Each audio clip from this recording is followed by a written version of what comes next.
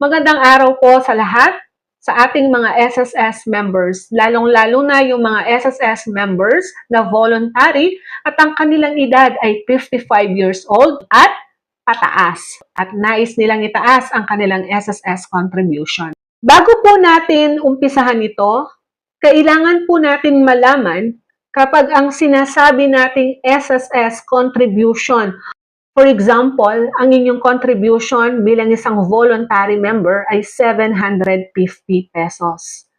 Ang 750 pesos po na yan, meron siyang corresponding MSC o yung tinatawag nating monthly salary credit. Kaya kung magpapalit ka ng inyong SSS monthly contribution, automatic din na mapapalitan ang inyong MSC o yung monthly salary credit. Kasi nga, yung contribution ninyo may naka-align na MSC. Ganito po yan. Tignan natin yung mismong table ng SSS para sa voluntary member.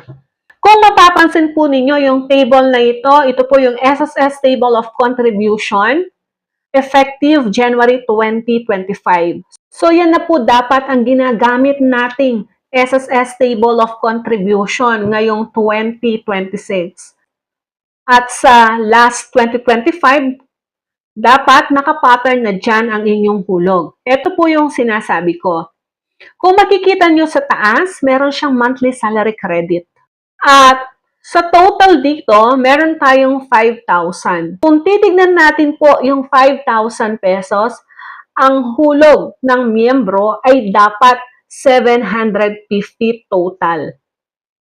Ibig sabihin, kung ang inyong hulog ay 750, ang MSC ninyo ay 5,000.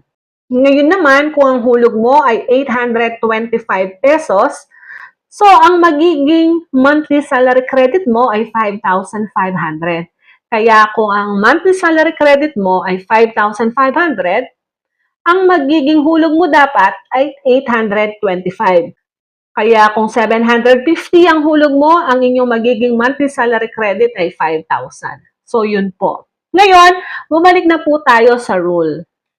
Sa normal po kasi, bilang isang voluntary member, kapag umabot na ng 55 years old ang isang miyembro, meron na pong limit yan sa pagtaas ng inyong SSS contribution o yung tinatawag nating monthly salary credit. Ngayon, paano ba to?